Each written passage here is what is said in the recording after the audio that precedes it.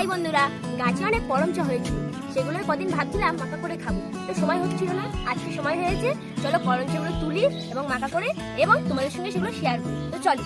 দেখো বন্ধুরা, কত করমচা হয়েছে, আর এত হারে করমচা হয়েছে যে গাছটা ঝুলেই পড়েছে। আর এখান থেকে কিছু লাল লাল করমচাগুলো তুলে নেব। তো চলো পাকা করমচাগুলো তুলতে থাকি। দেখো বন্ধুরা, কত করমচা হয়েছে। করমচা তো প্রচুর আঠা, সেগুলো ভালো করে ধুয়ে নিতে হবে।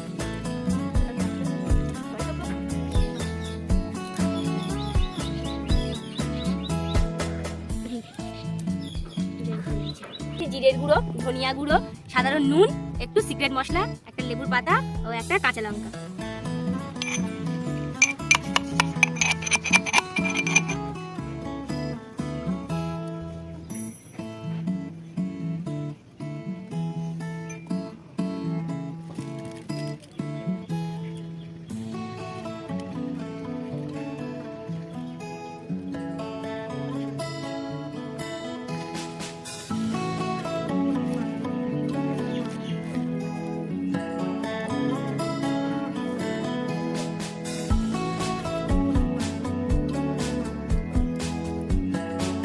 সুন্দর হয়েছে, তোমরা বাড়িতে একবার তৈরি করে দেখবে, আর কেমন হয়েছে কমেন্টে জানাবে।